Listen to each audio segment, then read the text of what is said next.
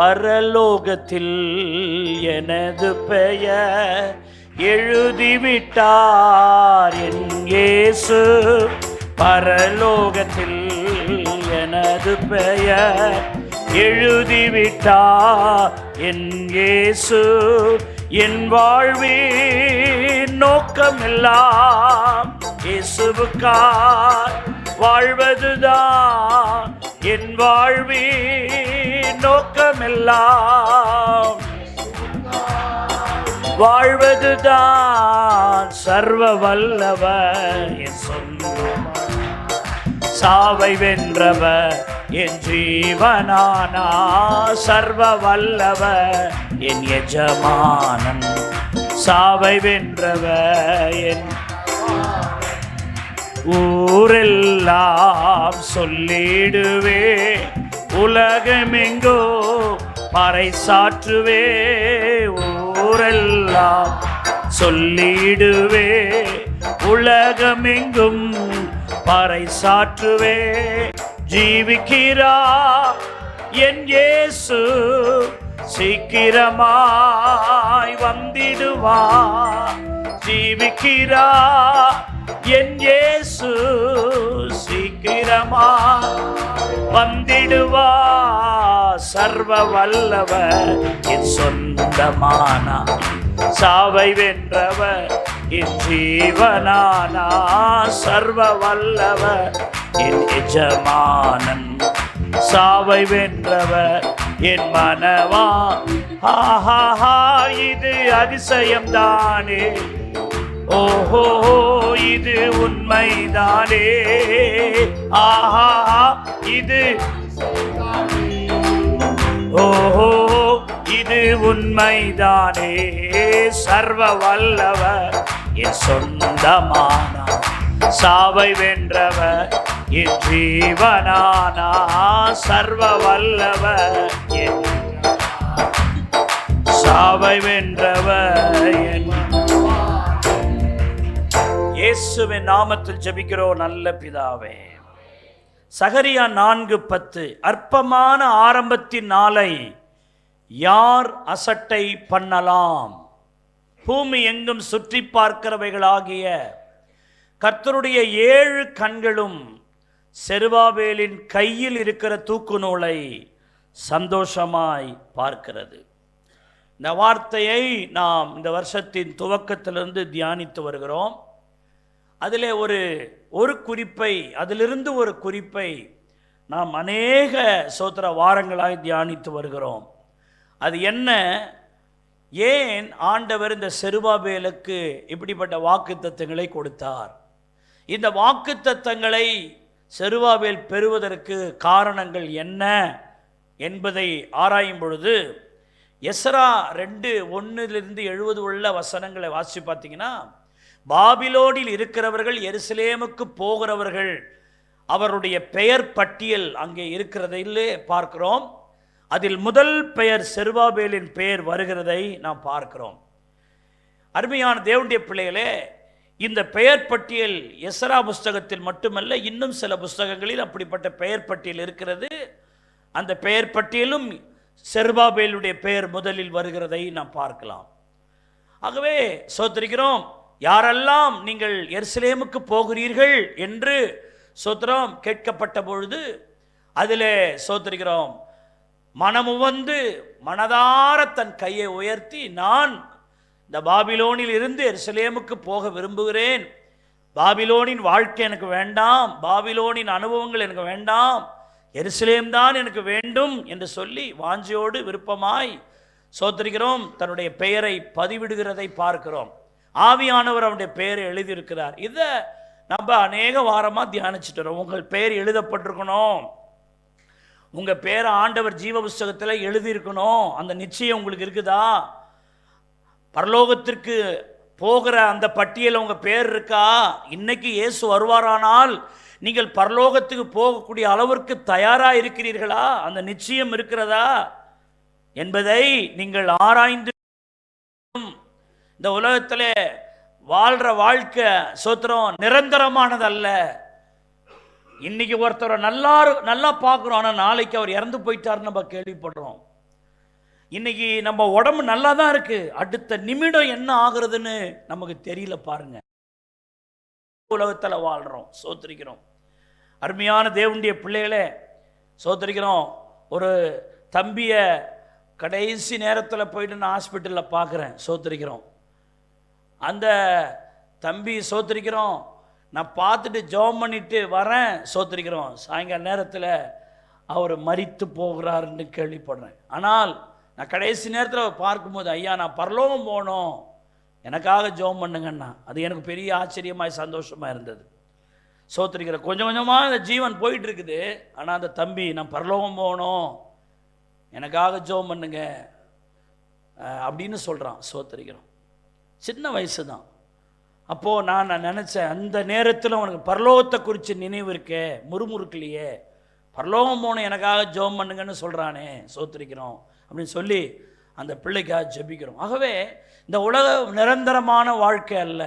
சோத்திரிக்கிறோம். யாருக்கு எப்போ முடிவு வரும்னு தெரியாது. என்னடா பாஸ்டர் காலையில் இப்படி சொல்கிறான்னு நினைக்கக்கூடாது. எல்லாருக்கும் 100 வயசு வரைக்கும் வாழ்வாங்க, 80 வயசு வரைக்கும் வாழ்வாங்க. எல்லாருமையான தேவனுடைய பிள்ளைகளே, மரணம் எப்பொழுது நம்மை சந்திக்கலாம். ஒவ்வொருவருக்கும் எவ்வளவு காலம் இருக்கணும்னு கர்த்தர் என்ன தீர்மானிச்சிருக்கிறான்னு அது அவருக்கு தான் தெரியும். காலங்கள் அவருடைய கையில் தான் இருக்கிறது, நம்முடைய கையில் ஒன்றுமில்ல. ஒன்று மட்டும்தான் நிச்சயம், நம்ம கண்ணை இங்கே பூமியில் மூடும்போது கண்ணு திறந்து பார்க்கிற இடம் பரலோகமாக இருக்கணும். அல்லேலூயா. அப்படி போகணும்னா உங்கள் பேர் எழுதப்பட்டிருக்கணும் பிரதர். நீங்கள் எவ்வளோதான் வீடு கட்டியிருந்தாலும், என்ன வேலை செய்தாலும், என்ன சத்தா நீங்கள் சாப்பிட்டாலும், பார்த்து பார்த்து நடந்தாலும், கவனமாக ஜீவித்தாலும், சோத்திரிக்கிற உங்கள் காலங்களை கர்த்தர் முடிவுக்கு கொண்டு வராருன்னா அந்த மரணத்தை யாரும் தடுக்கவே முடியாது. ஒரே தரம் மரிப்பதும் பின்பு நியாயத்தீர்ப்படைவதும் மனுஷனுக்கு என்ன செய்யப்பட்டிருக்கு? நியமிக்கப்பட்டிருக்கிறது. சோத்திரிக்கிறோம். நீங்கள் வேணான்னு சொன்னாலும் மரணம் உங்களை விட போகிறதில்ல. மரணத்தை குறித்து பேசுனா சோத்திரிக்கிறோம், எனக்கு பயமாக இருக்குன்னு என்ன அதை பற்றி விலகினாலும் சோத்திரிக்கிறோம், நன்மை ஒன்றும் வரப்போகிறதில்ல. ஆகவே கர்த்தருடைய பிள்ளைகள் இதை புரிந்து கொள்ளணும். சோத்திரிக்கிறோம். ஆகவே உங்கள் பெயர் எழுதப்பட்டிருக்கணும், அந்த நிச்சயம் இருக்கணும் என்பதை குறித்த ஒரு ஜாக்கிரதை இருக்கணும். வெளிப்படுத்தல் 20:15 சொல்லுது, ஜீவ புஸ்தகத்தில் எழுதப்பட்டவனாக காணப்படாதவன் எவனோ அவன் அக்கினி கடலில் தள்ளப்பட்டான். பாருங்க, எழுதப்பட்ட பரவாயில்ல, எழுதப்படலை அப்படின்னா நீங்கள் தள்ளப்படுவீர்கள், அக்கினி கடலிலே தள்ளப்படுவீர்கள் என்று சொல்லப்பட்டிருக்கிறத கவனிக்கணும். வெளிப்படுத்தல் 20:12 சொல்லுது, ஜீவ புஸ்தகம் என்னும் வேறொரு புஸ்தகம் திறக்கப்பட்டது. அப்போது அந்த புஸ்தகங்களில் எழுதப்பட்டவைகளின்படியே நியாய தீர்ப்படைந்தார்கள். அந்த புஸ்தகத்தில் என்ன எழுதியிருக்கோ அதுதானே ஒழிய அந்த கடைசி நேரத்தில் நீங்கள் சொல்ல போவது ஒன்றும் நியாயம் தீர்க்கப்பட போறதில்லை. அந்த புஸ்தகத்தில் எழுதப்பட்டவைகளின் படியே ஒரு முடிவு நமக்கு உண்டாகும், நியாய தீர்ப்பு உண்டாகும். அது நல்ல நியாய தீர்ப்பாக இருக்குமா அல்லது நரகத்துக்கு போகிற நியாய தீர்ப்பாக இருக்குமா என்பது நாம் இந்த பூமியில் வாழ்கிற வாழ்க்கையை வச்சு தான். சோத்திரம். நீங்கள் அந்த பரலோகத்துக்கு அங்கே போயிட்டு நியாய தீர்ப்புக்கு முன்னாடி நிற்கும் போது, ஆண்டவரே இல்லை ஆண்டவரே நான் ஒழுங்காக தான் ஆண்டவரே சர்ச்சைக்கு போனேன், இல்லை ஆண்டவரே நான் அப்படித்தான், நீங்கள் சொல்கிற எதுவும் அங்கே ஒன்றும் செய்ய போகிறதில்ல. இந்த பூமியில் நீங்கள் வாழ்கிற ஒவ்வொரு காரியத்தையும் கர்த்தர் எழுதிக்கிட்டே இருக்கிறார் புஸ்தகத்தில். ஆண்டவரை எப்படி சேவிக்கிறோம், ஆராதனைக்கு எப்படி வரோம், ஜப கூட்டங்களில் எப்படி இருக்கிறோம், தனி ஜபம் பண்ணுறோமா, வேதம் வாசிக்கிறோமா, கர்த்தருடைய வசனங்களுக்கு கீழ்ப்படி நடக்கிறோமா, இல்லை சபையில் ஒரு வாழ்க்கை, வெளியில் போனால் ஒரு வாழ்க்கை வாழறோமா, நம்முடைய லட்சணம் என்ன, நம்முடைய காரியம் என்ன, எல்லா ஆண்டவர் அப்டேட் பண்ணிக்கிட்டே இருக்கிறாரு. சோத்திரம். அங்கே நம்ம பேச்சு ஒன்று நடக்க போகிறதில்ல, அங்கே என்ன எழுதப்பட்டிருக்கோ அதன்படியே நியாய தீர்ப்பு என்பதை நீங்கள் புரிந்து கொள்ள வேண்டும்.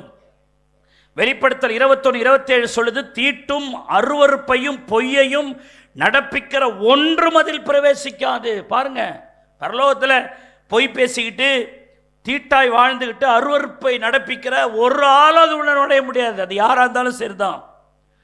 ஆட்டுக்குட்டியானவுடைய ஜீவ புஸ்தகத்தில் எழுதப்பட்டவர்கள் மாத்திரம் அதில் பிரவேசிப்பார்கள். அந்த மாத்திரம் என்ற வார்த்தை ரொம்ப முக்கியம்.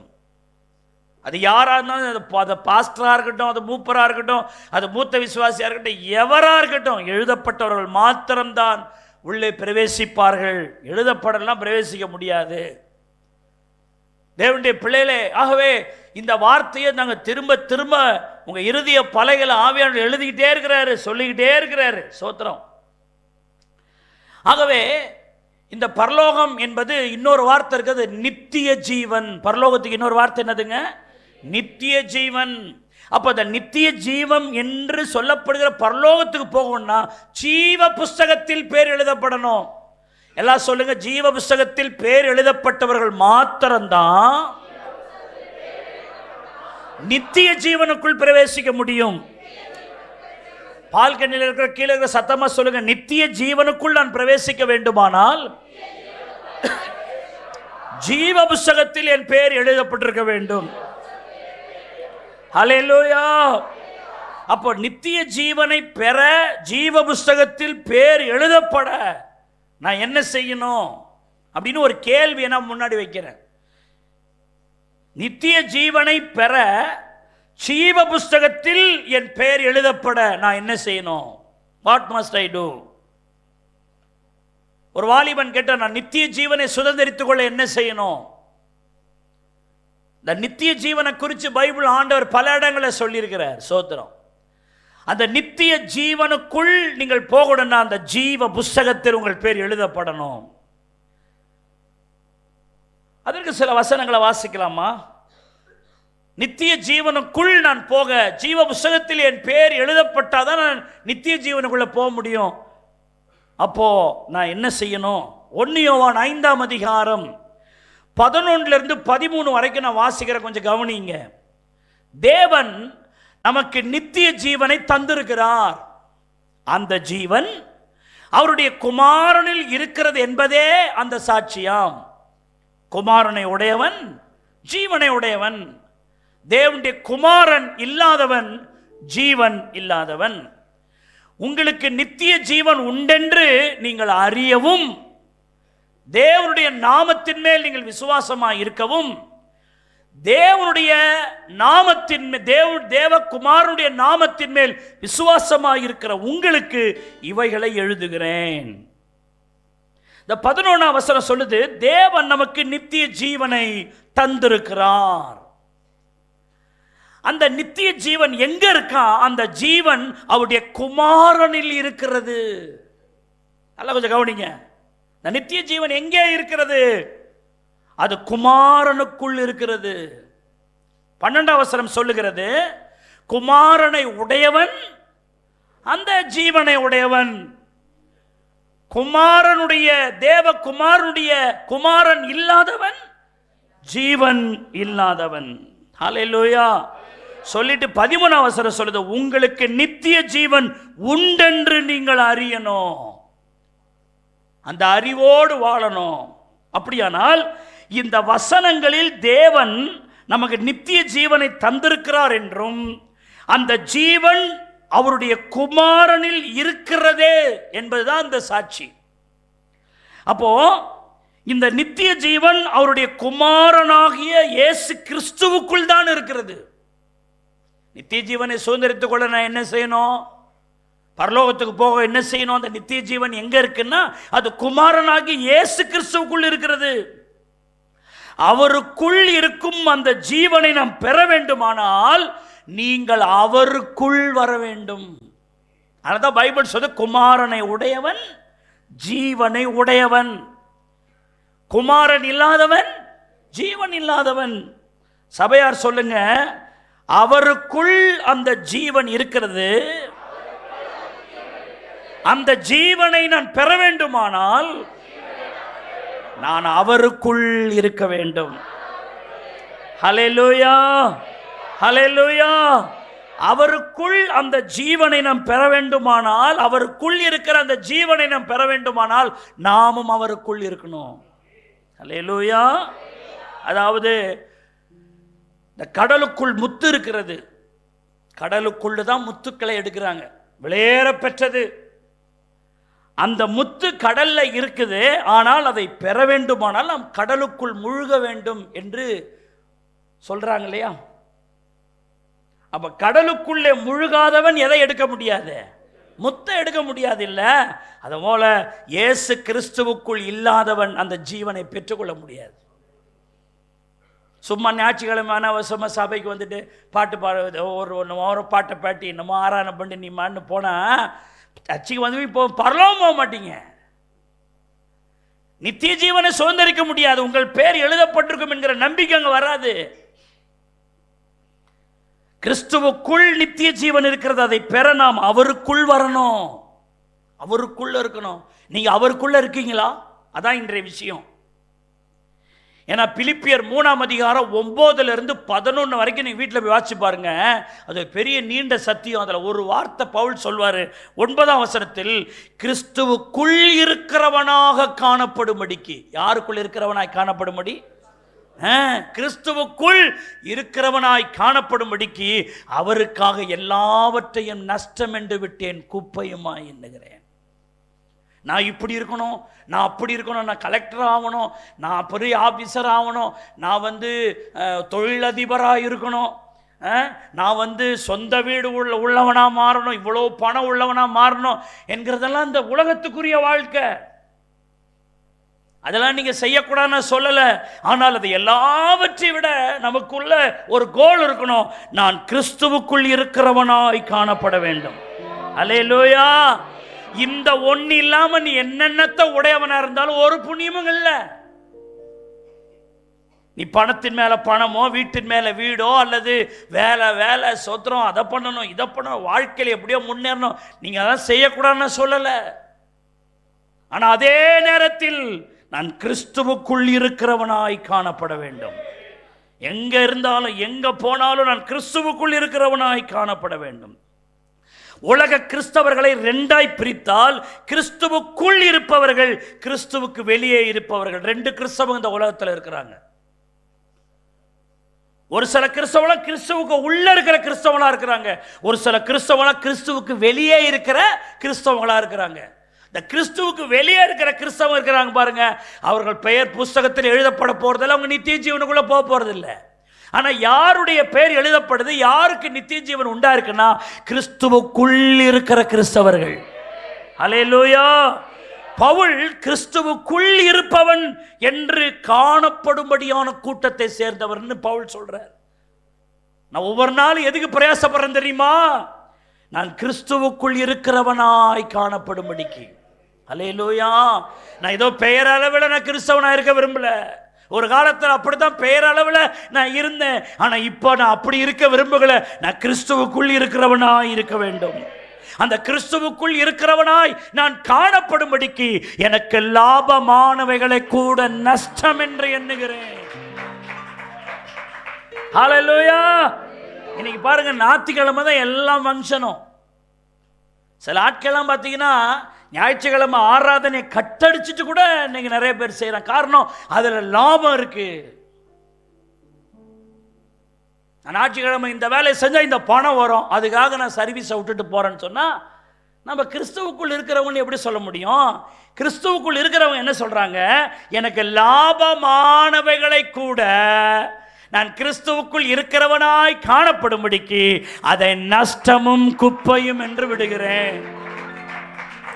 ஒருவேளை பவுல் சொல்றது பைத்தியகாரத்தனமா இருக்கலாம். ஆனா பவுல் சொல்றாரு, நாங்கள் கிறிஸ்துவுக்குள் பைத்தியமா இருக்கிறோம். அவ்வளவுதான். நல்லா கொஞ்சம் கவனிங்க. ஒருவன் கிறிஸ்தவனாய் இருப்பது பாக்கியம். கவனிக்கணும் நீங்க இந்த வேர்டை. ஒருவன் கிறிஸ்தவனாய் இருப்பது பாக்கியம், ஆனால் அவன் கிறிஸ்துவுக்குள் இல்லாத ஒரு கிறிஸ்தவனாய் இருப்பானால் அதை விட துக்கமானது இந்த உலகத்தில் ஒன்றுமில்லை. நீ எப்படிப்பட்டவர்களாய் நாம் இருக்கிறோம்? கிறிஸ்துவுக்குள்ள இருக்கிறோமா? பாட்டு பாடுறோம், கிறிஸ்துவுக்குள் வாழும் எனக்கு எப்பொழுது வெற்றின்னு பாடுறோம். பாட்டில் தானே இருக்கு. உண்மையிலே நீ கிறிஸ்துவுக்குள் இருக்கிறாயா? கிறிஸ்துவுக்குள் இருந்தால் உன்னால் ஜெபிக்காமல் இருக்க முடியுமா? வேதம் வாசிக்காமல் இருக்க முடியுமா? தேவன் ஏற்படுத்தின சபையினுடைய ஐக்கியத்தில் நீ பங்கெடுக்காமல் இருக்க முடியுமா? இன்றைக்கு இருக்கிற கிறிஸ்தவ ஜீவியம்லாம் எங்கேயோ போயிட்டு இருக்குல்ல.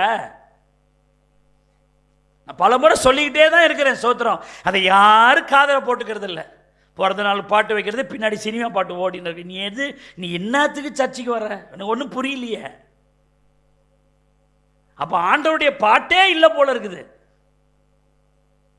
இதில் கரெக்டாக நம்மளெல்லாம் ஹைட் பண்ணுவாங்க அந்த நேரத்துக்கு. இது இவர் அவருக்கு போகக்கூடாது, இவர் ஏற்கனவே வர ஒரு டெரரு, இதில் வேற வேற போடணுமா? நீ என்ன ஏமாத்துறது இல்லம்மா, உனக்கும் குடும்பத்திற்கும் ஆக்கினியை குவிக்கிறாய், அவ்வளோதானே.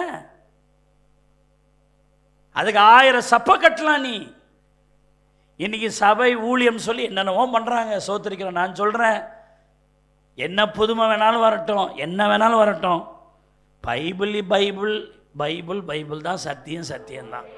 அல்லேலூயா. இன்னைக்கு ஆளுக்கு இப்போ யூடியூப்பில் உட்காந்துக்கிட்டு சோஷியல் மீடியாவில் உட்காந்து என்னென்னமோ சொல்கிறான், விளக்கம் வாங்கி வந்து நம்மளும் உட்காந்து அதை பார்க்குறான், லைக் பண்ணுறான். அதை பார்த்து அவனுக்கு கொழுப்பேறி போயிருக்கு. இன்னைக்கு இந்த காலத்தில் சபை ஊழியம் நடத்த ரொம்ப கஷ்டமாக இருக்குது. இங்கே ஒரு செய்தியை கேட்பான், அப்புறமெல்லாம் ஆன்லைனில் உட்காந்து அங்கே என்ன சொல்கிறாங்க, இங்கே என்ன சொல்கிறான்னு. அப்போ என்னத்துக்கு இந்த செய்தி என்ன செய்ய போகிற நீ? ஆண்டவர் எனக்கு கொடுத்திருக்கிற இந்த செய்தியை எடுத்து நாளெல்லாம் தியானிக்கிறதுக்கு தான் நாங்கள் ஒரு வாரமாக ஆண்டவருடைய சமூகத்தில் உட்காந்து கொண்டு வரோம். 1000 வீட்டில் சோறு ஆக்கலாம்ப்பா, உன் சோறு தான்ப்பா உன் பசி ஆட்டுற போது. பக்கத்து வீட்டில்காரன் பிரியாணி செய்வான், பக்கத்து இன்னொருத்த வீட்டில் ஃப்ரைட் ரைஸ் செய்வான், உங்கள் வீட்டில் காரக்குழம்பு இருக்கும், அதுதான் உன் வயிற்று பசியை தீக்க போகுது. இன்னைக்கு எனக்கு கொடுக்கப்பட்ட செய்தி என்ன? ஆலயத்தில் உட்கார்ந்து நான் பெற்ற செய்தி என்ன? அந்த செய்திக்கு என் வாழ்க்கை, என் ஜீவியம் கரெக்டாக இருக்கா இல்லையா, அதை பார்க்கறதுக்கு இது இல்லை, மார்க் போட்டு உட்காந்துருக்கோம். பவுல் நிருபங்களில் சுமார் 100 இடங்களில் கிறிஸ்துவுக்குள் கர்த்தருக்குள் இயேசுவுக்குள் கிறிஸ்துவுக்குள் கர்த்தருக்குள் இயேசுவுக்குள் இப்படியே நிருபங்களை பல இடத்துல வரும். இயேசுவுக்குள் கர்த்தருக்குள் கிறிஸ்துவுக்குள் 100 இடத்துக்கு மேல வரும்.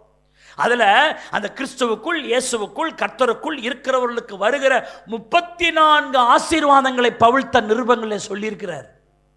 ஒருவன் கிறிஸ்துவுக்குள் இயேசுவுக்குள் கர்த்தருக்குள் வாழ்வானானால் அவனுக்கு வரும் ஆசீர்வாதங்கள் என்ன என்பது, அதில் ஒரு ஆசீர்வாதம் நித்திய ஜீவனை நாம் பெற்றுக்கொள்ளுகிறோம். கடலில் இருந்துதான் முத்துக்களை எடுக்கிறார்கள், கடலில் இருந்துதான் கிளிஞ்சல்களையும் எடுக்கிறார்கள். கவனிக்கணும், கடலில் இருந்துதான் முத்துக்களை எடுக்கிறார்கள், கடலில் இருந்துதான் கிளிஞ்சல்களை எடுக்கிறார்கள். 2 பேர் கடற்கரையில் தான் வேலை செய்கிறார்கள். ஆனால் முத்தை எடுக்கிறவன் கடலின் ஆழத்துக்குள் போகிறான், கிளிஞ்சல்களை எடுக்கிறவன் கரையில் இருந்தே அதை எடுக்கிறான். கிளிஞ்சல்கள் ஒரு விலைக்கு போகிறது இல்லை, முத்துக்கள் விலையேற பெற்றதா இருக்கிறது. 2 கடல்ல இருந்துதான், ஒன்று விலையேற பெற்றது, இன்னொன்று விலை இல்லாதது. முத்தை யார் வேணாலும் விலை கொடுத்து வாங்க, பெரிய பெரிய ஆட்கள் வந்து நிற்பாங்க. சோத்திருக்கிறோம். ஹல்லேலூயா. 2 பேரும் சபைக்கு தான் வராங்க. ஆனா ஒரு விசுவாசி கிறிஸ்துவுக்குள்ள இருக்குது, ஒரு விசுவாசி சபைக்கு வருது. அது சும்மா ஃபார்மாலிட்டிக்கா சர்ச்சைக்கு வராங்க, கிறிஸ்துவுக்கு வெளியே தான் இருக்கிறாங்க, டீப்பான கிறிஸ்தவர்களா இல்ல. தேவனுடைய பிள்ளைகளே, அவருக்குள் வருவதென்றால் என்ன? கிறிஸ்துவுக்குள் இயேசுவுக்குள் கர்த்தருக்குள்னு சொல்றீங்களா பாஸ்டர்? அவருக்குள் வருவதென்றால் என்ன? நாம் கிறிஸ்துவுக்கு உள்ளான அனுபவங்களை நாம் ஒப்பு கொடுப்பது. நம்மை எல்லாம் சொல்லுங்க, கிறிஸ்துவுக்குள் வருவதென்றால் கிறிஸ்துவுக்கு உள்ளான அனுபவங்களுக்கு என்னை ஒப்பு கொடுப்பது. ஹல்லேலூயா. பைபிள் சொல்றது, ஒருவன் கிறிஸ்துவுக்குள் இருந்தால் என்ன சிருஷ்டியா இருக்கிறான்? அந்த அப்ப நீ புது சிருஷ்டி, நியூ கிரியேஷனா இருக்கிறியா? அதை ஒப்புக்கொள்றது, அதுக்கு ஒப்பு கொடுப்பது தானே கிறிஸ்துவுக்குள் இருப்பது. கிறிஸ்துவுக்குள் இருக்கிறன்னு சொல்லிட்டு நீ பழைய சிருஷ்டியாவே இருந்தா, விட்ட பாவத்தை, விட்ட காரியத்தை, விட்டுட்டு போன காரியங்களை நீ திரும்பி திரும்பி செஞ்சா நீ நியூ கிரியேஷன் இல்லையே, புது சிருஷ்டி இல்லையே. ஒருவன் கிறிஸ்துவுக்குள் இருந்தால் அவன் என்ன அனுபவம் உள்ளவனா இருக்க வேண்டும்? புது சிருஷ்டியா இருக்க வேண்டும். பழையவர்கள் எல்லாம் ஒழிந்து போயின, எல்லாம் பழைய கெட்ட வார்த்தை அடிங்க அப்படின்னு ஒன்று வரும் பாருங்க, அது உங்களுக்கு தான் தெரியும். அடிங்க அப்படின்னு ஒரு வரும், ஒரு அந்நிய பாஷை ஒன்று வரும். அப்ப நீ கிறிஸ்துவுக்குள்ள இருக்கிறியா? பழையகளும் ஒழிந்து போயிட்டுன்னு இருக்கு, ஆனா கோபத்தில் டக்குன்னு அது முளைச்சின்னு வெளியில வருது. கிறிஸ்துவுக்குள் நான் வர்றேன்னா என்ன அர்த்தம்? கிறிஸ்துவுக்கு உள்ளான அனுபவங்களுக்கு நான் என்ன ஒப்பு கொடுக்கிறேன்னு அர்த்தம். பைபிள் சொல்லுது கிறிஸ்துவுக்கு உள்ளன்னா நீங்கள் கிறிஸ்துவுக்குள் அவரோடு உன்னதங்களில் உட்கார செய்தார்னு ஒரு வார்த்தை வருதுல்ல. கிறிஸ்துவுக்குள் நம்ம எங்க உட்கார்ந்துருக்கிறோம்? உன்னதங்களில் அவரோடு. அந்த அனுபவங்களை நான் இந்த பூமியில வாழ்றேன், வேலைக்கு போறேன் வரேன், ஆனா நான் கிறிஸ்துவுக்குள்ள நான் இயேசுவோடே உட்கார்ந்து இருக்கிறேன். நான் சொல்றது உங்களுக்கு விளங்குதா? இந்த பூமியில நான் குடும்பம் நடத்துறேன், பிள்ளைகளை பெற்றெடுத்துக்கிறேன், பிள்ளைகளை வளர்க்குறேன், அது வாழ்றேன், ஆனா இன் கிரைஸ்டுக்குள்ள நான் அவரோடு உட்கார்ந்து இருக்கிறேன்.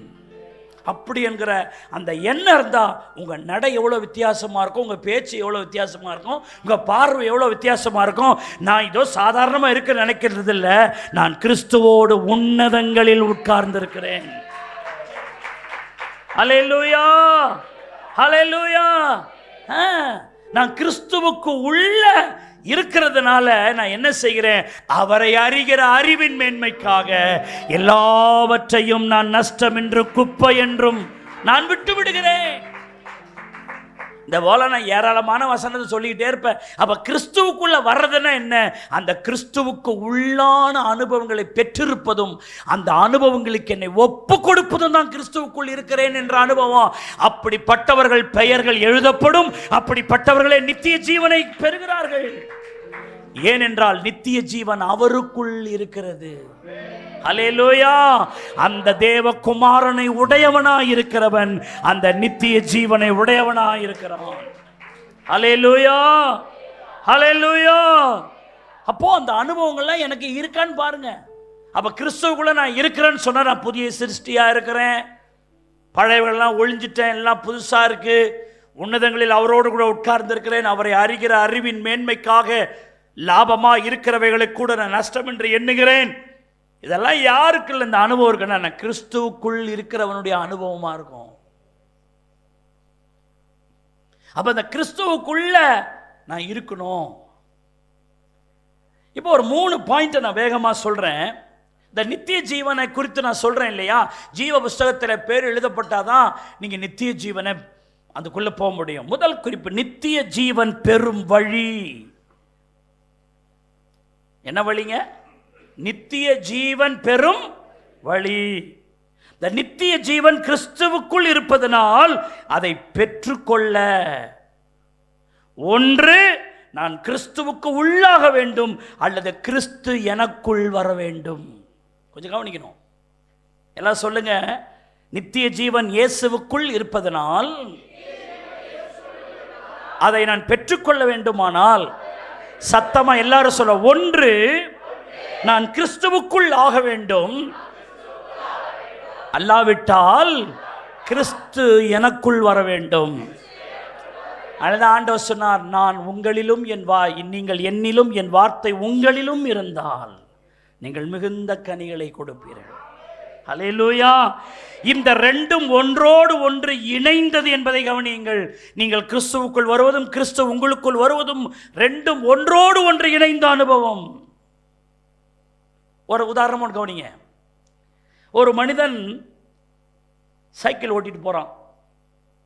ஒரு 30-40 வருஷத்துக்கு முன்னாடி சைக்கிளில் ஹெட்லைட்டு நைட்டு நேரமானால் சைக்கிளில் ஹெட்லைட் எரிய வேண்டும் என்பது அரசாங்க சட்டம். புரியுதா உங்களுக்கு? சைக்கிள் டைனமோ சுத்தம் பொழுது என்ன எரியும்? லைட் எரியும். லைட் எரியலனா போலீஸ்காரன் என்ன செய்வான்? மடக்குவான்.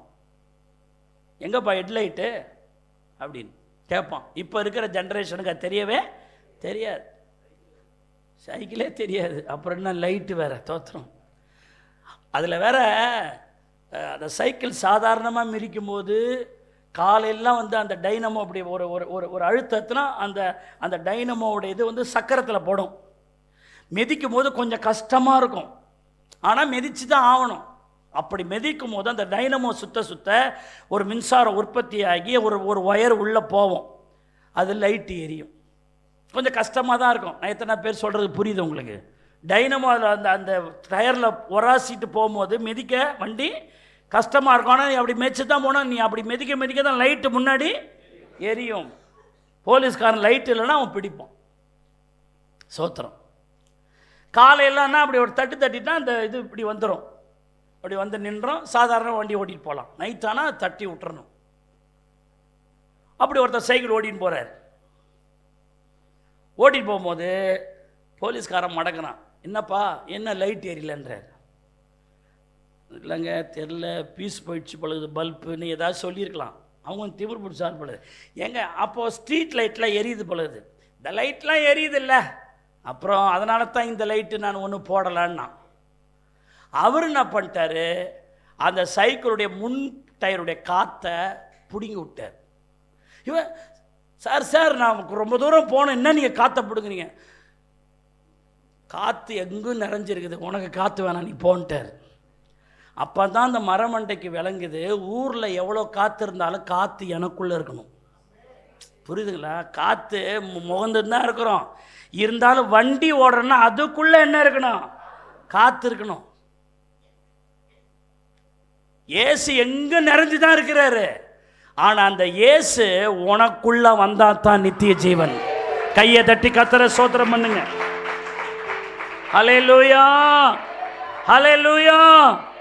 அருமையான தேவனுடைய பிள்ளைகளே, வெளியில் என்ன காரியம் இருக்குது அது இல்லை சோத்திரம். அதுபோல் இன்னைக்கு நிறைய பேர் சொல்லுங்க, தூணிலும் இருக்கிறார் துரும்பிலும் இருக்கிறார் அப்படின்னு நம்புகிற பக்த கோடிகள் எத்தனையோ பேர் இருக்காங்க. நான் சொல்லுகிறேன், தூணில் இருக்கிறார் துரும்பில் இருக்கிறார் என்பதுனால உனக்கு ரட்சிப்பு வரப்போறதில்லை.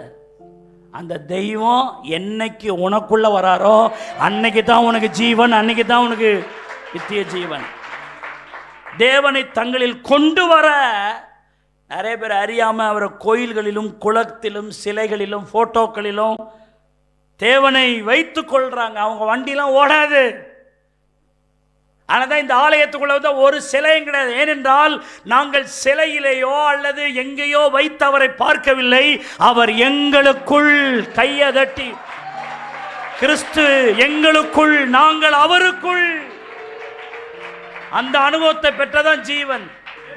அதனால வெளிப்படுத்தல் 3:20 சொல்லுது, இதோ வாசற்படியில் நின்று தட்டுகிறேன், ஒருவன் என் சத்தத்தை கேட்டு கதவை திறந்தால் நான் அவனிடத்தில் பிரவேசித்து, இங்கதான் நித்திய ஜீவனே உண்டாகுது, பிரவேசித்து அவனோடு போஜனம் பண்ணுவேன். அதை இன்னொரு வார்த்தையில சொன்ன, நான் அவனோடு வாசம் பண்ணுவேன், அவனும் என்னோடு போஜனம் பண்ணுவான், வாசம் பண்ணுவான். ஆமென் சொல்லுங்க. ஹல்லேலூயா. நான் அவனுக்குள் பிரவேசித்து நான் அவனிடத்தில் பிரவேசித்து. அந்த வார்த்தை இருக்குல்ல, அதான் கிறிஸ்துவுக்குள்ள வர்ற அனுபவம். ஆமென்னு சொல்லுங்க. ஹல்லேலூயா. உங்களுக்குள்ள இயேசு வந்துட்டாராமா? நிச்சயம் உண்டா? நித்திய ஜீவனை பெற்றிருக்கிறீங்களா? உங்க பேர் எழுதப்பட்டிருக்கா? கொஞ்சம் யோசிச்சு பாருங்க. நான் இன்னொரு விஷயத்தை சொல்றேன். ரோமர் 6:3 சொல்லுது, இந்த குறிப்புக்கு இதுதான் நித்திய ஜீவனை பெறும் வழி என்று நான் இந்த குறிப்புக்கு சொல்லியிருக்கிறேனே, அதுக்கு முக்கியமான வசனமே இதுதான். ரோமர் 6:3 நல்லா கவனிங்க. கிறிஸ்து இயேசுவுக்கு உள்ளாக ஞானஸ்தானம் பெற்ற, இந்த வார்த்தையை கொஞ்சம் கவனிக்கணும். கிறிஸ்து இயேசுவுக்கு உள்ளாக ஞானஸ்தானம் பெற்ற நாம் அனைவரும் அவருடைய மரணத்திற்கு உள்ளாக ஞானஸ்தானம் பெற்றதை அறியாமல் இருக்கிறீர்களா? இந்த வார்த்தையை கொஞ்சம் பாருங்க. நம்ம எதுக்கு ஞானஸ்தானம் பெற்றிருக்கோம்? ஒரு சபையில் ஒரு விசுவாசி ஞானஸ்தானம் எடுக்கணும். ஞானஸ்தானம் என்பது நீங்கள் எடுக்கும் போது அந்த நாள் நீங்கள் கிறிஸ்துவுக்கு உள்ளானவர்களாய் மாறுகிறீர்கள். சத்தியம் புரிஞ்சவங்க கிறிஸ்துவுக்கு உள்ளாக பாருங்க, திரையில பாருங்க, கிறிஸ்துவுக்கு உள்ளாக ஞானஸ்தானம் பெற்ற நாம் அனைவரும் அவருடைய மரணத்திற்கு உள்ளாக ஞானஸ்தானம் பெற்றதை அறியாமல் இருக்கிறீர்களா? நிறைய பேருக்கு அந்த அறிவு இல்லை. ஞானஸ்தானம் எடுக்கணும், ஞானஸ்தானம் எடுக்காதவங்க ஞானஸ்தானம் எடுக்கணும், ஞானஸ்தானம் எடுத்தவங்க அதை பற்றி ஒவ்வொரு நாளும் நினைவு கூறணும். இந்த ஞானஸ்தானம் எதுக்கு எடுத்தோம்? கிறிஸ்துவுக்கு உள்ளானவர்களாக. ஆமென், ஹல்லேலூயா. அதை நினைவு கூர்ந்து வாழணும். இந்த ஞானஸ்தானம் அதுக்கு தான் ஆண்டவர் நமக்கு ஏற்படுத்தியிருக்க, அவருக்குள்ளாக. யோவான் 10:39-40 பாருங்களேன். இது நிமித்தம் அவர்கள் மறுபடியும் அவரை பிடிக்க தேடினார்கள், அவரோ அவர்கள் கைக்கு தப்பி யோர்தானுக்கு அக்கறையில் முன்னே யோவான் ஞானஸ்நானம் கொடுத்து கொண்டிருந்த இடத்திற்கு திரும்பி போய் அங்கே தங்கினார். இங்கே இயேசுவை பிடிக்க வராங்க. இயேசு அங்கிருந்து தப்ப, தன் ஜீவனை காத்து கொள்ள அவர் ஞானஸ்தானம் எடுத்த இடத்துல போய் அங்கே தங்கினார்னு இருக்கு. இதை நான் ஆவிக்குரிய சத்தியத்தோடு ஒப்பிட்டு இதை நான் பார்க்குறேன்.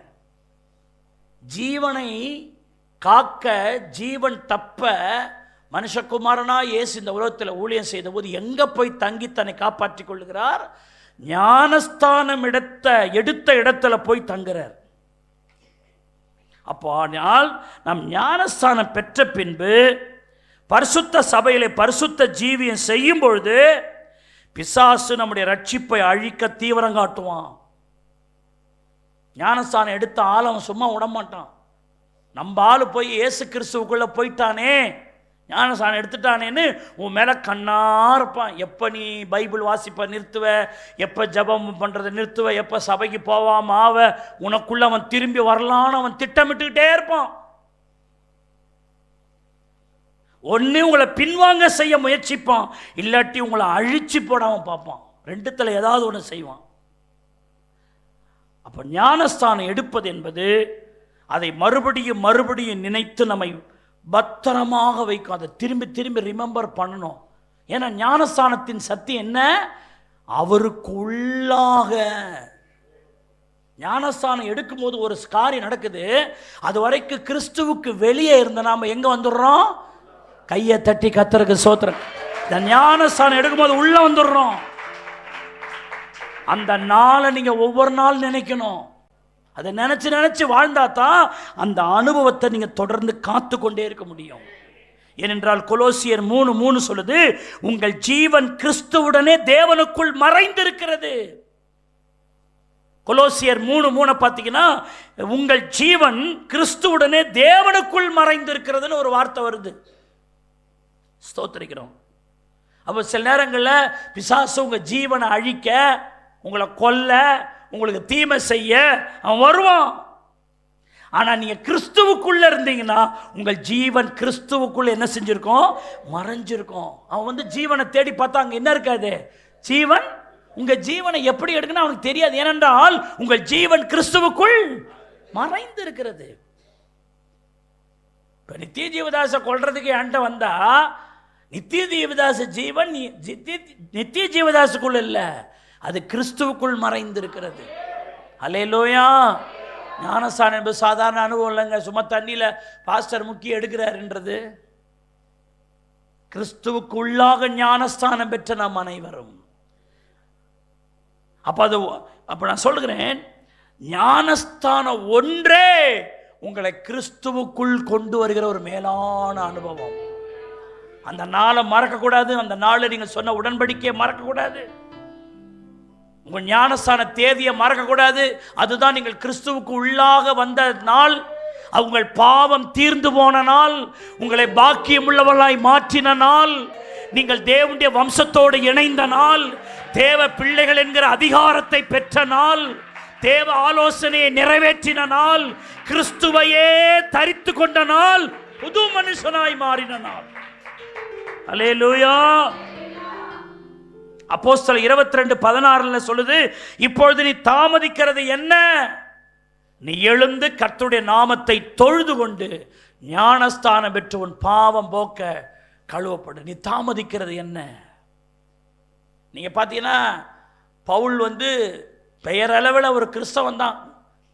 நியாயப்பிரமாணத்தின்படி அவன் பரிசேயன், 8ஆம் நாள் விருத்த சேதனம் பண்ணப்பட்டவன், பென்யமீன் கோத்திரத்தான், யூதனுக்கு பிறந்த யூதன்.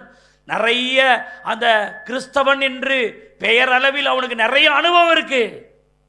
ஆனால் அவர் என்றைக்கு அந்த பவுல் ஞானஸ்தானம் எடுத்தாரோ அன்றைக்கு பவுல் கிறிஸ்துவுக்குள் வந்தார். ஆமென்னு சொல்லுங்க. இன்னைக்கு நிறைய பேர் வந்து குழந்தை ஞானஸ்தானம், தெளிப்பு ஞானஸ்தானம் அப்படிலாம் சொல்கிறாங்க. பைபிள் அதுக்கெல்லாம் ஆதாரம் கிடையாது. நாங்கள் குழந்தைகளுக்கு கூட நம்ம சபையில் பிரதிஷ்டை பண்ணுறோம். பிரதிஷ்டை என்பது ஞானஸ்தானம் இல்லை. பிரதிஷ்டை வேற, ஞானஸ்தானம் வேற. நீங்கள் அப்போஸ்தலர் 8ஆம் அதிகாரம் 35 39 வரைக்கும் நீங்கள் வாட்சி பார்த்தீங்கன்னா அங்கே பிலிப்பும் மந்திரியும் உரையாடுகிறதை பார்க்கிறோம். அங்கே பிலிப்பு சொல்லுகிறார். பிலிப்பு இயேசுவை கிறிஸ்துவை குறித்து அவர் பிரசங்கம் பண்ணுகிறார். பிரசங்கம் பண்ணின பின்பு சோத்திரிக்கிறோம், பைபிள் சொல்லுகிறது தண்ணீர் உள்ள இடத்திற்கு அங்கே வருகிறார்கள். அப்புறம் தண்ணீர் இருக்கிறதே, ஞானஸ்நானம் எடுக்க என்ன தடைன்னு கேட்குறாங்க. விசுவாசித்தால் தடை இல்லை என்கிறார்கள். பிலிப்புவும் மந்திரியும் தண்ணீரில் இறங்கினார்கள் என்று பார்க்கிறோம். தெளிப்பு ஞானஸ்நானம் கொடுக்கறதுக்கு என்னது தண்ணீரில் போய் இறங்கணும்? தண்ணீரில் இறங்கினார்கள் என்று பார்க்கிறோம். தொடர்ந்து நீங்கள் ரசம் வச்சு போனால் அவர்கள் தண்ணீரிலிருந்து கரையேறினார்கள் என்று பார்க்கிறோம். அப்போ ஞானஸ்நானம் என்பது தண்ணீர் உள்ள இடத்துல வந்து தண்ணீருக்குள் இறங்கி தண்ணீரிலிருந்து வெளியே வந்தார்கள். இதுவரைக்கும் அந்த மந்திரி இயேசு கிறிஸ்துவை குறித்து ஏசாயா 53ஆம் அதிகாரத்தில் அவர் வாசித்து வராரு. அவருக்கு இயேசு கிறிஸ்துவை குறித்து சொல்லப்படுகிறது. ஆனால் அந்த இயேசு சோத்திரிக்கிறோம் மந்திரிக்குள் எப்போ வந்தார்னா அவர் ஞானஸ்தானம் எடுக்கும் பொழுது இயேசு உள்ள வராரு. கைதட்டி ஆமென்னு சொல்லுங்க. அப்போ குமாரனுக்குள் தான் நித்திய ஜீவன் இருக்குது. அந்த நித்திய ஜீவனை நான் பெற வேண்டும், நான் குமாரனுக்குள் பெற வேண்டும். அப்போ நான் குமாரனுக்குள் எப்படி உள்ள போகிறது? ஞானஸ்தானத்தின் மூலமாய் நாம் உள்ள போகிறோம். அல்லேலூயா. ஞானஸ்தானம் எடுத்த கர்த்தருடைய பிள்ளைகள் அந்த நாளை மறந்துடக்கூடாது. அந்த அந்த அந்த நாளில் சொன்ன உடன்படிக்கையை மறந்துடக்கூடாது. அந்த ஞானஸ்தானத்துக்கு நீ துரோகம் பண்ணிடக்கூடாது. நான் கடைசி வரைக்கும் தேவ பிள்ளையா இருப்பேன்னு சொன்னியே, அந்த வார்த்தையை மாறக்கூடாது. ஒருவேளை இன்றைக்கு இந்த செய்தியை கேட்டுக்கொண்டிருக்கிற இன்னும் நீ முழுகி ஞானஸ்தானம் எடுக்கவில்லை என்றால் நீ இன்னும் கிறிஸ்துவுக்கு வெளியே இருக்கிறாய். நீ கிறிஸ்துவுக்குள் வருவதற்கு ஒரே வழி, கிறிஸ்துவை விசுவாசித்து பாவங்களை அறிக்கை செய்து பிதா குமாரன் பரிசுத்தாவியின் நாமத்தினாலே முழுகி ஞானஸ்தானம் எடுக்கிறவன் அவருக்குள்ளாக வருகிறான். நான் சர்ச்சுக்கு வந்துனே இருக்கிறேன், ஞானஸ்தானம் எடுன்னா அப்புறம் எடுத்துக்கிறேன், அப்புறம் பார்ப்போம். அப்புறம் ஆண்டவர் வரும்போது சொல்வார், இயேசுவே அப்புறம் பார்ப்போன்ட்டு அவர் போயிடுவார். அவ்வளோதான், உன் கதை முடிஞ்சு போச்சு. இன்றைக்கு இயேசு வருவாரானால் நீ பரலோகத்துக்குரியவனாக நீ மாற வேண்டுமானால், அப்போ ஞானஸ்தானம் எடுக்கும் பொழுது பைபிள் சொல்லுகிறது நம்முடைய பேரை கர்த்தர் எங்கே எழுதுகிறாராம்? ஜீவ புஸ்தகத்தில் எழுதுகிறார். ஆமென் என்ன சொல்லுங்க. சரி, இப்போ அந்த ஜீவனுக்குள்ள வந்துட்டோம். மூணாவது, அந்த ஜீவன் காக்கப்படும் வழி. உள்ள ஜீவன் வந்துச்சு, இயேசு கிறிஸ்துக்குள்ள போயிட்டோம், நித்திய ஜீவன் நமக்குள்ள வந்துருச்சு. அந்த ஜீவனை காக்கணுமே, பாதுகாக்கணும்ல. பேர் எழுதப்பட்டாச்சு, ஜீவனை பெற்றுக்கொண்டவர்கள் அந்த ஜீவனை காத்து கொள்ளணுமே. ஜீவ புஸ்தகத்தில் பேர் எழுதப்பட்டவர்கள் தங்கள் பேர் கிறுக்கப்படாதபடிக்கு அந்த ஜீவ புஸ்தகத்தில் தங்கள் பேர் தொடர்ந்து இருப்பதற்கு காத்து கொள்ளணுமே. சங்கீதம் 69:28 சொல்லுது, ஜீவ புஸ்தகத்தில் இருந்து அவர்கள் பெயர் கிறுக்கப்பட்டு போவதாக. அப்போ ஜீவ புஸ்தகத்தில் பெயர் எழுதப்பட்டிருப்பது நித்திய ஜீவனை பெறுவதற்கு உறுதி. ஆனால் அந்த பெயர் கிறுக்கப்படாமல் நம்ம தொடர்ந்து பாதுகாத்து கொள்ளணும். பரிசுத்தத்தை ஒரு நாள் பெற்றுக்கொள்ளலாம், ஆனால் அந்த பரிசுத்த நம்மை விட்டு எடுபடாதபடிக்கு வாழ்நாளெல்லாம் அதை குறித்து கவனம் இருக்க வேண்டும். கிறுக்கப்பட்டு போவதாக, நீதிமான்கள் பெயரோடு அவர்கள் பெயர் எழுதப்படாது இருப்பதாக. அப்போ பேர் எழுதப்பட்டவங்க அந்த பேர் கர்த்தர் வரும் வரைக்கும் அழிக்கப்படாமல் இருக்க ஜாக்கிரதையா இருக்கணும். ஆமென். அல்லேலூயா. வெளிப்படுத்தல் 3:5 சொல்லுகிறது, ஜெயங்கொள்ளுகிறவன் எவனோ ஜீவ புஸ்தகத்தில் இருந்து அவனுடைய நாமத்தை என்ன செய்ய மாட்டேன், கிறுக்க மாட்டேன். அப்போ ஒரு ஜெய ஜீவியம் இருக்கணும். பாவம் உங்களை தோற்கடிக்க நீங்கள் விடக்கூடாது, அசுத்தம் உங்களை தோற்கடிக்க விடக்கூடாது, அக்கிரமம் உங்களை தோற்கடிக்க விடக்கூடாது, விசுவாசம் அவிசுவாசம் உங்களுக்குள் வர நீங்கள் என்ன செய்யக்கூடாது, விடக்கூடாது. ஜெயிக்கணும், எல்லாத்தையும் ஜெயிக்கணும். பாவத்தை ஜெயிக்கணும், அநியாயத்தை ஜெயிக்கணும். ஜெயிச்சு ஜெயிச்சு ஜெயிச்சு சோத்தரிக்கிறோம். அப்படி வந்தா அந்த ஜீவன் உங்களுக்குள் காக்கப்படும். அதனால்தான் வெளிப்படுத்துகிற ரோமர் 8:36 பார்க்கிறோம், கிறிஸ்துவின் அன்பை விட்டு நம்மை பிரிப்பவன் யார்? உபத்திரவமோ, வியாகுலமோ, துன்பமோ, பசியோ, நிர்வாணமோ, நாசமோசமோ, பட்டயமோ, இவைகள் எல்லாவற்றிலும் நாம் நம்மில் அன்பு கூறுகிறவராலே முற்றிலும் ஜெயங்கொள்ளுகிறவர்களாய் இருக்கிறோமே. மரணமானாலும் ஜீவனானாலும் தேவதூதர்களானாலும் அதிகாரங்களானாலும் வல்லமைகளானாலும் நிகழ்காரியங்களானாலும் வருங்காரியங்களானாலும் உயர்வானாலும் தாழ்வானாலும் வேற எந்த சிருஷ்டியானாலும் நம்முடைய கர்த்தராகிய இயேசு கிறிஸ்துவின் மேல் உள்ள தேவனுடைய அன்பை விட்டு நம்மை பிரிக்க மாட்டாதென்று நிச்சயித்திருக்கிறோம். ஆமென். ஹல்லேலூயா, ஹல்லேலூயா. அந்த கிறிஸ்துவுக்குள் நிலைத்திருக்கணும். அந்த 1 யோவான் 3:15 சொல்லுகிறது, தன் சகோதரனை பகைக்கிற எவனும் மனுஷ கொலை பாதகனாய் இருக்கிறான். மனுஷ கொலை பாதகன் எவனோ அவனுக்குள் நித்திய ஜீவன் என்ன செய்திராது, நிலைத்திராது. அப்ப நித்திய ஜீவனை பெற்றுக்கொண்டவங்க அந்த நித்திய ஜீவன் நமக்குள் என்ன செய்யணும், நிலைத்திருக்கணும். ஆமென்னு சொல்லுங்க. நித்திய ஜீவனை காத்து கொள்ளணும். நித்திய ஜீவனை காத்து கொள்வதற்கு தொடர்ந்து சபையின் ஐக்கியத்தை காத்து கொள்ளணும். ஏனென்றால் பைபிள் சொல்கிறது, நீதிமொழிகள் 6:23 சொல்றது, கட்டளையே விளக்கு, வேதமே வெளிச்சம், போதக சிச்சையே ஜீவ வழி. ஜீவனை பெறும் வழியை குறித்து நான் பிரசங்கம் பண்ணிட்டு இருக்கிறேன். ஜீவ வழி. சோதரிக்கிறோம். ஆமென்னு சொல்லுங்க. ஹல்லேலூயா. ஜீவன். அதனால தான் சபைக்கு வரணும், போதகத்தை கேட்கணும். சிச்சை, போதக சிச்சை. சில நேரம் பிரசங்கம் கொஞ்சம் காரசாரமா வரும். அந்த போதக சிச்சைக்கு தான் ஜீவனுக்கு போற வழி. ஹல்லேலூயா. பாதாளத்துக்கு போற வழி விசாலமும் அகலமானது. சில சபையெல்லாம் சொல்றாங்க, இதுதான் பரலோகமா, நீ என்ன வேணாலும் பண்ணு, ஏது வேணாலும் பண்ணு, அதெல்லாம் ஆண்டவர் அப்படி சொல்ல இப்படி சொல்லன்றாங்க. நிறைய பேருக்கு அதான விருப்பமா இருக்குது. நாங்க சொல்றோம், வாயத்தர தோத்திரம் சொல்லு, கையத்தட்டு, ஆவியில நிற வாயத்தரன்றோம். அவனுக்கு ஆத்திரமா இருக்குது நம்மளை பார்த்தாலே. ஆனா அங்க என்ன சொல்றாங்க, அபிஷேகத்துல ஒண்ணு நிறைய தேவையில்ல, கையை ரொம்ப தட்ட தேவையில்ல. ஆனா இங்க பாஸ்டர் கையை தட்ட சொல்லி கையை வலிக்க வைக்கிறாரு. அங்க தட்டவே வேணாம், நீ ஒன்னும் செய்யாது, அப்படியே மூடிக்கினே தோத்திரம் போய் சேர்ந்துருவ. நீ தழுங்காம குலுங்காம, அதுக்கு நீ ஊமையானா போயிடாம்பா. தொண்டை வலிக்க கூடாதான், வாய் வலிக்க கூடாதான், கை தட்டக்கூடாதான், நெஞ்சு வலிக்க கூடாதான், அப்புறம் போய் சேர்ந்துட வேண்டித்தான். நேரம் உனக்கு இதுதான். ஏம்மா கொழுப்படுத்த ஆட்கள்லாம் இருக்கிறாங்க பாருங்க, எதுவும் செய்யக்கூடாது, உபவாசம் வேணாம், அது வேணாம், கிருபை இருக்குது, ஆண்டவர் எங்க சொன்னாரா அதை சொன்னாரான்னு ஏதாவது ஒரு வசனம் வச்சு புலம்பு. அவனும் என்னமோ உட்காந்து சொல்றான், நம்ம ஆளுக்கு அது ரொம்ப டேஸ்டா இருக்குது. என்னடா அது இங்க வந்தா கத்த சொல்றாரு. பால்கனியில் இருக்கிறவர்களே, சகோதரர்களே, சகோதரிகளே, வாலிப பிள்ளைகளே, கையை தட்டுங்க, வாயை திறங்கன்றாங்க. என்னமோ எழவோன்னு வாயை திறக்க வேண்டியதா இருக்குது. ஆனா இங்க அப்படிலாம் இல்லையேன்னு நான் சொல்றேன்.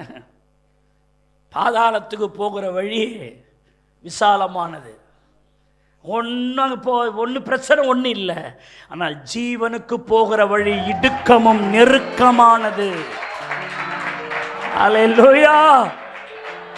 ஜீவனுக்கு போகிற வழி சிலுவையை சுமக்கிற வழி, பாடுகள் உள்ள வழி, உபத்திரவம் உள்ள வழி, ஆனா பரலோகம் கொண்டு சேர்க்கிற வழி. அழகாய் இருக்கிற யார் இவர்கள்? இவர்கள் மிகுந்த உபத்திரவத்தில் இருந்து வந்தவர்கள், ஆட்டுக்குட்டியின் ரத்தத்தினால் தங்களை தோய்த்து வெளுத்தவர்கள். அவங்க தான் அழகானவர்கள். சும்மா அவன் என்ன சொல்றான்னு சொல்லி உன் ஜீவனை நஷ்டப்படுத்தாத. ஆவிக்குரிய வாழ்க்கை கடினமானது தான், அது மலையேறுவதை போன்றதுதான், கொஞ்சம் சகிக்க வேண்டியதுதான், கொஞ்சம் தியாகப்பட வேண்டியதுதான். அது முழங்கால் வலி உண்டாகும் தான், உன் தொண்டை வலிக்கத்தான் செய்யும். ஆனா முடிவிலே மகிமை உண்டாகுமே, முடிவிலே ஆசீர்வாதம் உண்டாகுமே. ஹல்லேலூயா. ஏ மேஜர் கொடுங்க. ஹல்லேலூயா. கிறிஸ்துவின் பொருட்டு நெருக்கப்பட்டால் பாக்கியம் நமக்கு பாக்கியமே. கிறிஸ்துவின் பொருட்டு நெருக்கப்பட்டால், வாயை திறந்து சத்தத்தை உயர்த்தி, கியவே சோர்ந்து போகாதே,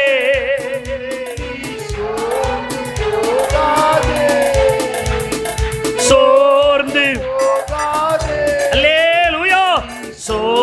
சோர்ந்து போகாதே, அதி சீக்கிரத்தில் நீங்கிவிடும் இந்த லேசான.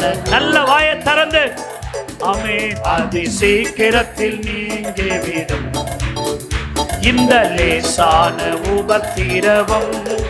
உள்ளாந்த மனிதன் நாளுக்கு நாள் புதிதாக்கப்படுகின்ற நேரம் இதே. உள்ளாந்த மனிதன் நாளுக்கு நாள் புதிதாக்கப்படுகின்ற நேரம் இதே. சோர்ந்து ஆமென், சோர்ந்து போகாதே,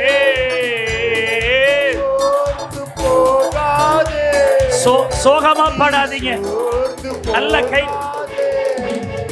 அதி சீக்கிரத்தில் நீங்கிவிடும் இந்த லேசான.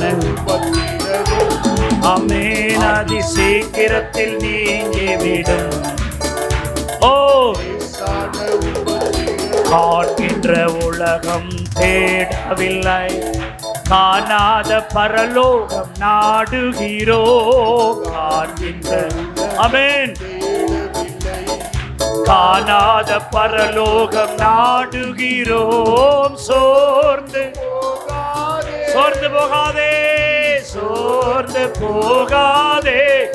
அல்லேலூயா. சோர்ந்து போகாதே, நீ சோர்ந்து போகாதே. அதி சீக்கிரத்தில் நீங்கிவிடும் இந்த லேசான உபத்திரவம். ஆமென்.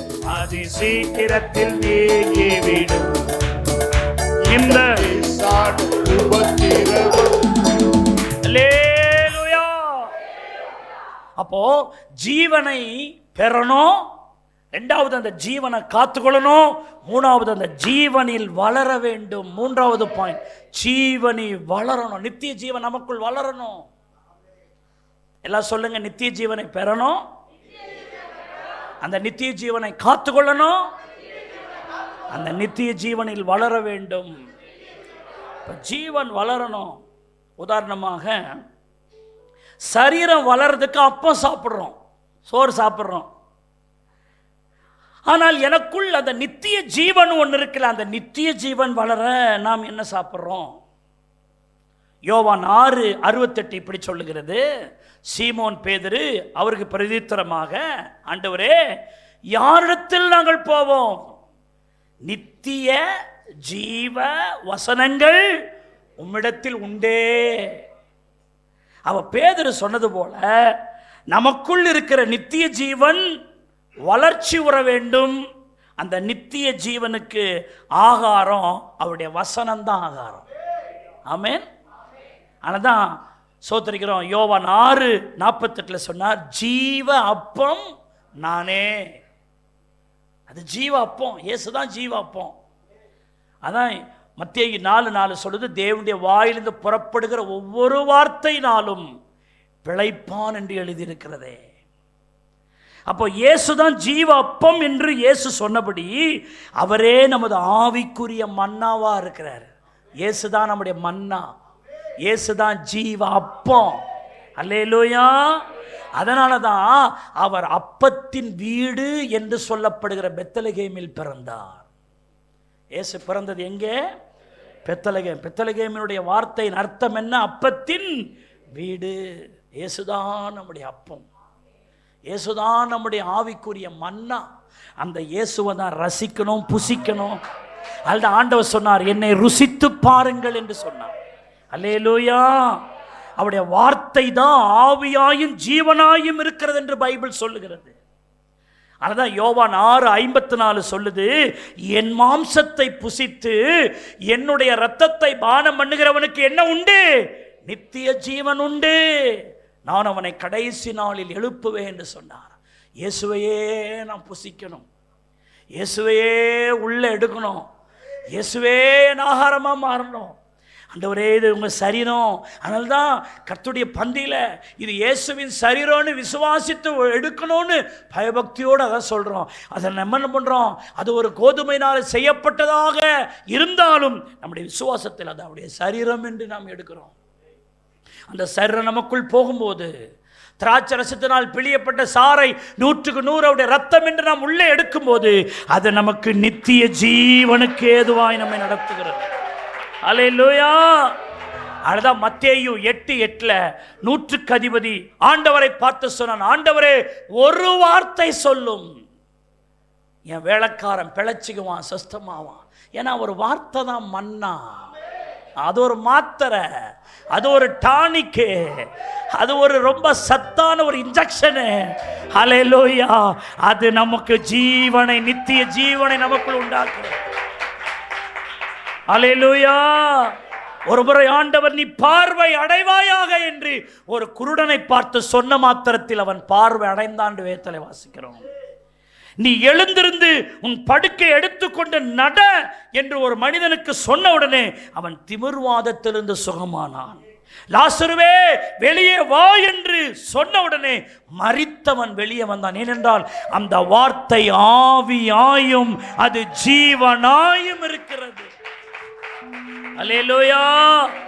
தேவனுடைய பிள்ளைகளே, நித்திய ஜீவன் நமக்குள் வளர வேண்டுமானால் அந்த நித்திய ஜீவனை நமக்குள்ளே சோத்தரிக்கிற கொடுக்கிற அந்த வசனத்தை ஒவ்வொரு நாளும் நாம் அதை புசித்து, அதை ரசித்து, அதை தியானித்து, அல்லேலூயா, அதை உள்ள கிரகிக்கும் பொழுது ஒவ்வொரு நாளும் அந்த நித்திய ஜீவன் நமக்குள் வளருகிறது. அல்லேலூயா. அப்போ உங்க பேர் ஜீவ புஸ்தகத்தில் எழுதப்பட்டாதான் எந்த ஜீவனுக்குள் பிரவேசிக்க முடியும்? நித்திய ஜீவனுக்குள் பிரவேசிக்க முடியும். நித்திய ஜீவன் பெரும் வழியை பார்த்தோம், நித்திய ஜீவன் காக்கப்படும் வழியை பார்த்தோம். நித்திய ஜீவன் நமக்குள் வளரணும். ஞானஸ்நானம் எடுத்த நாளை நீங்க மறந்துடக்கூடாது. அதுதான் கிறிஸ்துவுக்குள்ள நம்ம வந்த ஒரு நாள். அல்லேலூயா. மைனர் அப்படியே கொடுங்க. என் ஜீவன் உமக்குள்ளே மறைந்து இருக்கிறது, என் சுகபலன் இயேசுவே எல்லாம் உம்மிடம் இருந்து வருகின்றது. என் ஜீவன் உமக்குள்ளே மறைந்து இருக்கிறது, என் சுகபலன் இயேசுவே எல்லாம் உம்மிடம் இருந்து வருகின்றது. அல்லேலூயா, அல்லேலூயா, அல்லேலூயா, அல்லேலூயா, அல்லேலூயா, அல்லே பாடுங்களேன். அல்லேலூயா, அல்லேலூயா, அல்லேலூயா, அல்லேலூயா, ஆத்தும ரட்சகனே என் ஆறுதல் நீர்தானே, ஆற்றல் எனக்கு தினம் தருபவர் நீர்தானே, ஆத்தும ரட்சகனே என் ஆறுதல் நீர்தானே, ஆலோசனை எனக்கு தினம் தருபவர் நீர்தானே, என் ஜீவன் உமக்குள்ளே மறைந்து இருக்கிறது, என் சுகபலன் இயேசுவே எல்லாம் உம்மிடம் இருந்து வருகின்ற. சொல்லுங்க, என் ஜீவன், என் சத்தமா உமக்குள்ளே மறைந்து இருக்கிறது, என் சுகபலன் இயேசுவே எல்லாம் உம்மிடம் இருந்து வருகை. அல்லேலூயா, அல்லேலூயா, அல்லேலூயா. சத்தத்தை உயர்த்தி அல்லேலூயா, அல்லேலூயா, அல்லேலூயா, க்ளோரி, அல்லே.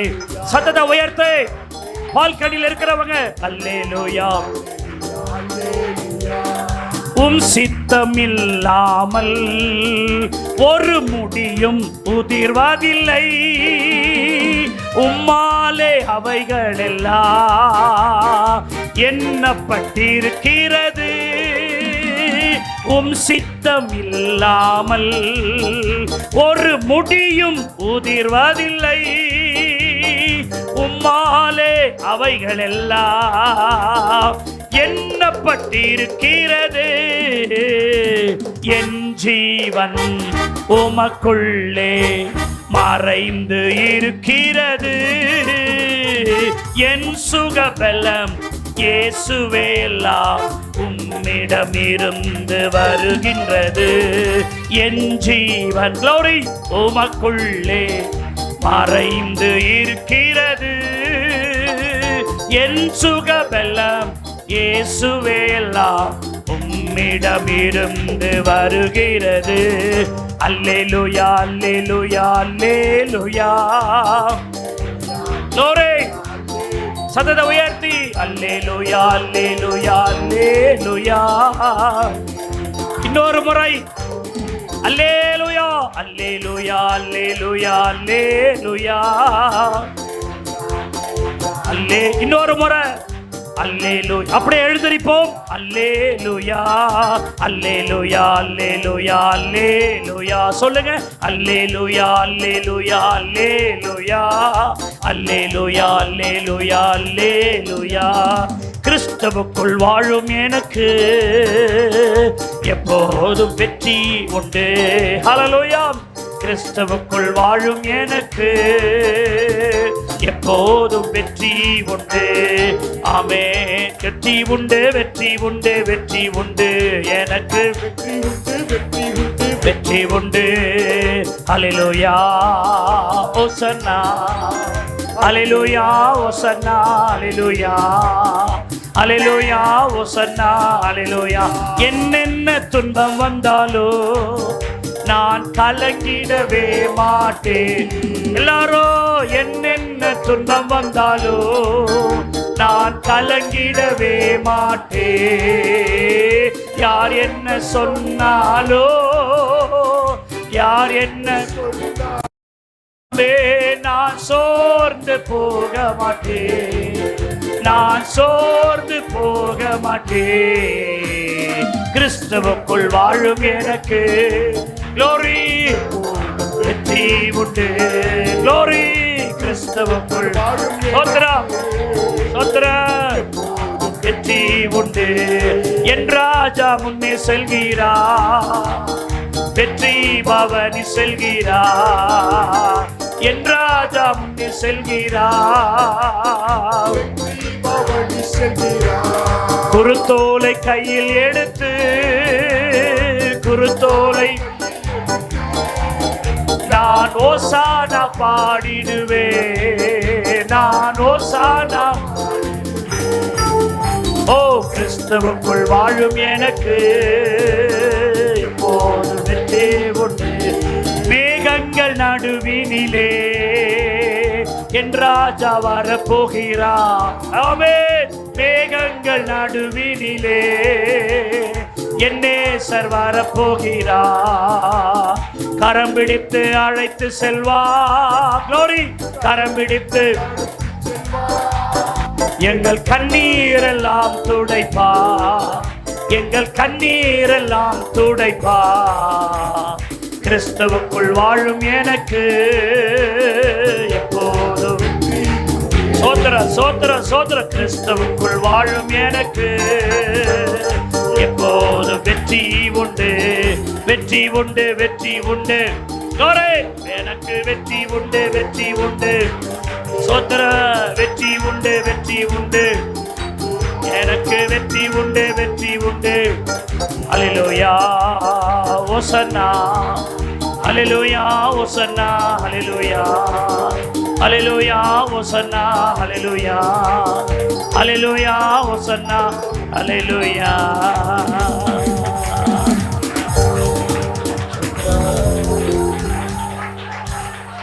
சோத்திரம். எங்களை நேசிக்கிற நல்ல பிதாவே, நித்திய ஜீவனை பெறும் வழி, நித்திய ஜீவன் காக்கப்படும் வழி, நித்திய ஜீவன் வளரும் வழியை குறித்து எங்களோடு பேசினீர். ஜீவ புஸ்தகத்தில் எழுதப்பட்டிருந்தால் நித்திய ஜீவனுக்குள் நாங்கள் போக முடியும். ஜீவ புஸ்தகத்தில் எழுதப்படலைன்னா எங்கள் பேர் எழுதப்பட நித்திய ஜீவனுக்குள் போக முடியாது என்கிறது எங்களை திட்டமாக இன்றைக்கு மறுபடியும் ஒரு விஷயம் போதித்திருக்கிறீர். இந்த வார்த்தையை ஆண்டவரே அப்படி கேட்டு தூர போட்டு விடாதபடி அது இருதயத்துக்குள்ளே அது பலன் செய்ய, அது அவர்களோடு இடைபட, அது அவர்களோடு கூட உறவாட, அவங்க தூங்கும்போது இந்த வார்த்தையை ஞாபகப்படுத்துங்கப்பா. நான் பேசுறதுனால ஒன்றும் ஆக போறது இல்லப்பா. அது திரும்ப அவர்களுக்குள்ள நினைப்பூட்டப்படணும், அது மேல ஒரு உணர்வு வரணும். சப்பா விட்டுறாதீங்கப்பா.